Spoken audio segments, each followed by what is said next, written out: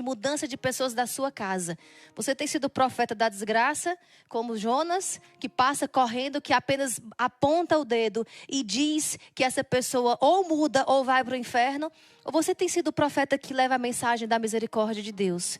Aquele profeta que fala a verdade, que não tem respeito humano nenhum. Pilatos teve respeito humano diante do Senhor. Ele reconheceu a inocência de Jesus. Ele sabia que Jesus não tinha culpa alguma diante daquele julgamento do povo, dos sacerdotes, dos chefes do povo. Pilatos sabia, mas ele teve aquele medo de perder a imagem dele diante do povo. Ele teve aquele medo de perder a imagem dele, né, o prestígio. Então teve respeito humano. Respeito humano é isso. Quando eu não falo a verdade, quando eu não ajo de acordo com a verdade, de acordo com o evangelho, no nosso caso que somos cristãos, porque eu estou preocupado com o que o outro está pensando de mim, com o que o outro vai pensar de mim. Agora, claro, nós precisamos harmonizar uma liderança, uma autoridade com a humildade. O respeito humano, ele enfraquece a autoridade. Estou dizendo isso para você porque se você que é pai e mãe, por exemplo, dentro da sua casa, pensa que fazer tudo o que a sua mãe, tudo o que o seu filho quer, fazer tudo aquilo que eles vão pedindo, os desejos, as vontades, e nunca dizer um não. Ou, por exemplo, também você vê pessoas mesmo adultas dentro da sua casa, seus irmãos, pais, que precisam ouvir a verdade, que precisam saber que não estão nos caminhos de Deus. Se você não fala porque não quer perder a imagem, porque não quer perder o coração que já é conquistado por aquela pessoa, isso é respeito humano. Agora, claro, precisamos pedir muito ao Senhor a sabedoria do alto para sabermos harmonizar a verdade com a caridade. A verdade sem a caridade, ela também é enfraquecida, ela também não nos dá autoridade. Olhar para a figura de Pilatos e olhar para as pessoas dos profetas. Tem alguma coisa tocando aqui, se as irmãs puderem vir aqui por caridade. Olhar para a pessoa de Pilatos, que teve tanto respeito humano, mas reconhecia. No fundo, ele sabia a verdade. Ele sabia que a verdade era Jesus. Ele queria soltar Jesus. Ele fez de tudo ali para soltar o Senhor. Mas no fim de tudo, nós vamos ver lá no Evangelho que Pilatos manda açoitar Jesus. Vou mandar açoitá-lo e depois vou soltá-lo, porque pelo menos acalma aí o ânimo do povo. Mas o povo queria mais, o povo queria a morte de Jesus. Os profetas, quando recebiam do Senhor uma missão de anunciar algo, os profetas também sofreram na carne. Os profetas também eram perseguidos, porque não podiam guardar a palavra. O profeta, ele não leva a palavra dele. O profeta, ele não leva a mensagem dele. Ele é só o microfone de Deus.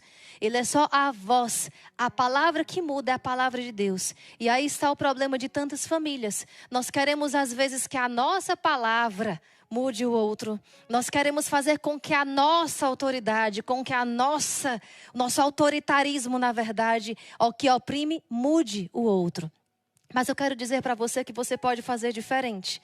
Deus tem investido muito no povo nesse tempo de hoje. Deus tem investido muito nesse povo que tem se voltado para Ele. Mais de 120 mil pessoas que estavam no Santo Rosário agora. Tantas outras mil que durante o dia vai buscando o Senhor na oração, vai buscando o Senhor na intimidade. Esse povo não vem aqui passar tempo. Eu tenho certeza que você tem o que fazer durante o dia. Você vem para cá encontrar um Deus que transmite para você uma mensagem de misericórdia e de esperança. E eu quero também profetizar na sua vida hoje, que na sua casa é possível mudança sim. Que na sua casa é possível sim. Você pode hoje continuar esperando a mudança dos seus. Você pode continuar investindo, e eu digo mais. Você pode e deve começar a agir com as pessoas da sua casa como se elas já tivessem mudado. É assim que Jesus age conosco. É assim que o Senhor faz conosco. Você hoje é o profeta da sua casa. Você é chamado a ser o profeta da misericórdia. Você é chamado a ser o profeta que mostra ao outro de maneira muito sábia e criativa que existe um Deus que ama aquela pessoa. Lembrando sempre que a palavra de Deus não é a sua. Às vezes, como dizia e repito, queremos que a nossa palavra, para no fim das contas dizermos assim, não é? Foi eu que rezei. Foi por minha oração. Foi por minha oração. Aqui eu quero contar para você um testemunho que lembrei ontem, enquanto preparava a pregação, enquanto preparava esse momento de formação para você. Às vezes, a palavra profeta ressoa grande demais, ressoa alto demais. E é exatamente o equilíbrio que Deus quer dar Não há nenhum problema você se reconhecer profeta da sua família, se isso você faz arraigado na palavra do Senhor. E diz, Senhor, eu não posso nada. Se não for com a palavra de Deus, eu não vou conseguir dizer nada, não é? Mas ao mesmo tempo, se você recua com a desculpa de que não, eu não tenho dom para isso. Eu não tenho grandiosidade para isso. Eu não fui chamado para isso, foi. Se você está aqui hoje, neste Santo Rosário da madrugada, se você tem estado desde o início da quaresma, foi você que o Senhor escolheu para ser profeta. Foi a você que o Senhor deu as palavras acertadas para dentro da sua casa. Agora é por isso que precisa de um espírito de oração. E eu lembrava ontem de algo que aconteceu comigo quando eu ainda era leiga. Eu vivia na minha casa com a minha mãe, meu irmão, e pensei em partilhar com vocês, porque naquele tempo, eu já era vocacionada do Instituto, e naquele tempo o Senhor foi me dando a conhecer algumas coisas já. Desde os meus 11 anos de idade que caminho na igreja, fui batizada aos 11, fiz a primeira Eucaristia nessa mesma noite junto com meu irmão, e fui caminhando na igreja. Mas o primeiro contato com o nosso instituto foi me dando uma abertura maior de coração para perceber aquilo que o Senhor tinha para falar. Em determinado dia eu me dei conta, disso aqui na minha casa sou eu. Eu que preciso transmitir a mensagem da misericórdia. Mas todo profeta, quando ele vai anunciar uma mensagem de Deus, ele precisa olhar o contexto daquele povo. Ele precisa olhar o contexto daquelas pessoas. No meu caso, o contexto da minha casa, o contexto da minha família. No seu caso, o contexto da sua casa e da sua família. O contexto do temperamento de tantas pessoas, né, que nós convivemos. E aí, já decidida a viver a vida religiosa, já decidida, na verdade, a ter uma vida santa, já vinha, como dizia, caminhava na igreja, mas o Senhor me chamava para águas mais profundas. O Senhor me chamava a me entregar para uma outra vida. E não foi fácil, como a grande maioria, como a maioria das vocações. A minha mãe não aceitava a minha vocação. O meu irmão era neutro, não dizia nada. Então, eu não tinha nem o sim, nem o não, que é pior ainda do que ter o não. E assim por diante. Então, a minha mãe, eu queria que vocês imaginassem uma pessoa assim, altamente inteligente, com todos os argumentos na ponta da língua. Eu dizia para ela assim, digo até hoje, a senhora era para ser uma pessoa estudada pela NASA. Porque eu nunca vi uma pessoa com tanta criatividade para trazer tantos argumentos, para tudo na vida. Então, naquela época, a minha mãe mudou da água para o vinho completamente. A pessoa que, na verdade, era para me apoiar, não apoiava. E eu lembro que foi uma fase muito difícil, porque eu tinha que honrar os mandamentos, viver os mandamentos de Deus. Eu tinha que honrar o quarto, honrar pai e mãe, mas ao mesmo tempo, eu tinha que ser fiel ao Senhor. E ao mesmo tempo, eu tinha que lidar com o temperamento dela e o meu. Eu olhava para mim e eu dizia, Senhor, eu não vou aguentar, Porque às vezes a vontade que nós temos dentro da nossa casa é de dizermos a verdade nua e crua para o outro. E naquele tempo era o que eu achava que a minha mãe merecia, era ouvir a verdade nua e crua. E já tinha o hábito de rezar o Santo Rosário naquela época. Já rezava o Rosário há um tempo. E determinado dia, minha mãe teve uma grande ideia para me fazer desistir da vida religiosa. Todas as noites, ao tempo que eu sentasse para rezar o rosário, ela sentava do outro lado da mesa. Era o lugar onde tinha o escritório ali, que foi montado para que eu exercesse a profissão de direito, que tinha me formado. E ela sentava do outro lado. Enquanto eu rezava, ela dizia tudo o que vocês pensarem e imaginarem. Ela sabe que eu ia contar essa história, viu? E ela dizia para mim, dizia assim, soltava as palavras. Isso, olha a profecia dela.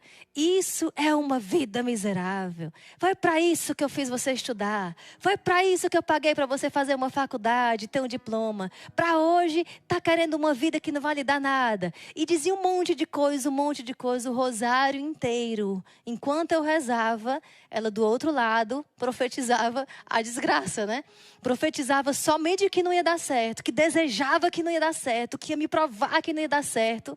Até o ponto de dizer assim para mim, eu mostro que você não reza hoje. Ela batia na mesa e dizia, eu mostro que você não reza hoje.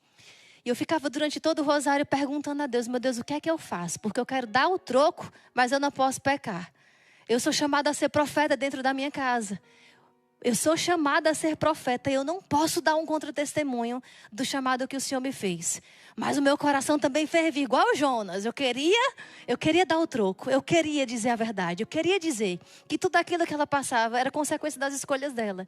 Então, quando foi um certo dia, eu rezava e pedi ao Senhor, Senhor, levantei no sacrário na igreja, chorando, e eu dizia, por que eu estou chorando? A partir de hoje eu não choro mais. A partir de hoje eu vou tomar a posição que me é dada do céu. Eu vou tomar a posição que o céu me deu, que Jesus me deu, que o Senhor me deu. Pois então o Senhor me dê as palavras, porque eu vou dar o troco, mas eu vou dar a altura de profeta. Eu vou dar a altura daquela que foi escolhida por Deus para ser esposa de Jesus. Eu quero dar a altura de uma filha que sempre honrou. A altura de uma filha que sempre foi boa. Eu quero dar essa altura, Senhor.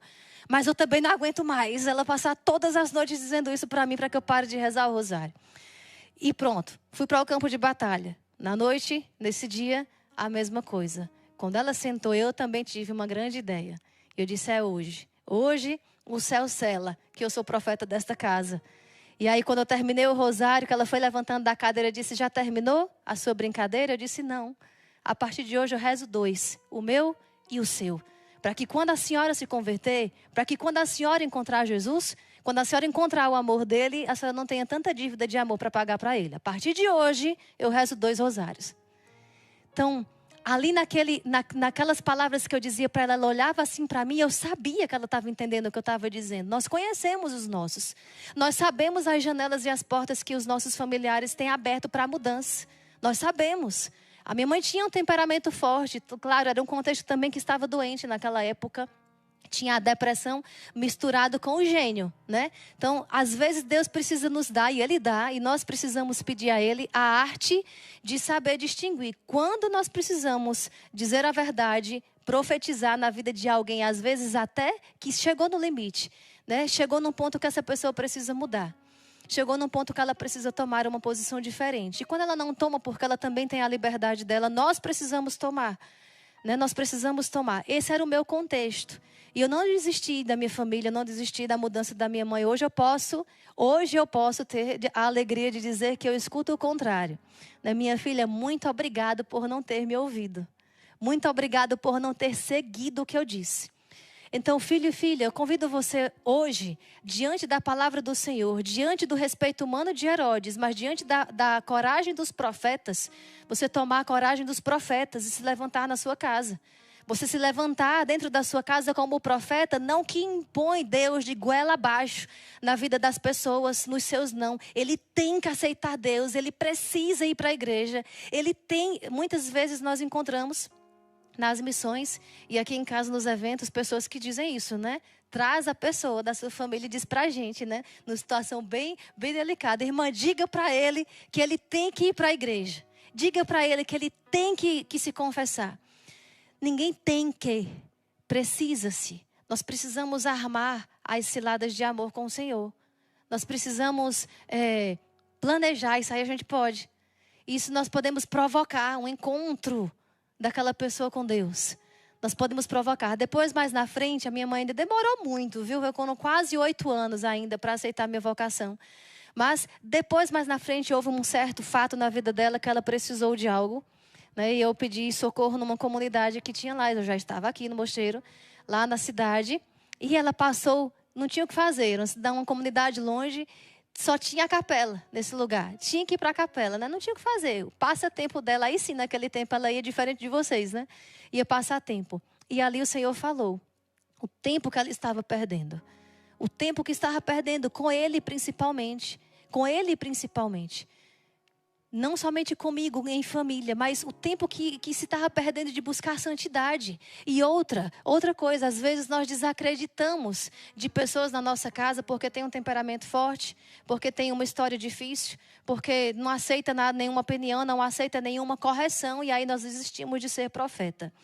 Os profetas nós vemos, eu não sei você, mas eu tinha, né, tenho até hoje, essa visão que todo profeta ele tem que ser muito forte, né, para poder enfrentar todas as dificuldades, todas as lutas.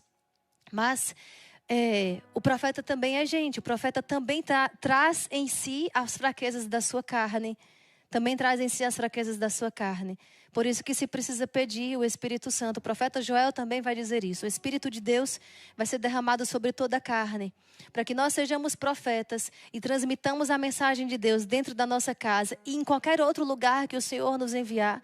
Nós precisamos pedir o Espírito de Deus para que transmitamos as palavras de Deus. E como dizia, não imponhamos que as pessoas têm que receber Deus, não. Eu preciso ser canal, eu preciso que outra pessoa entenda que eu espero por ela.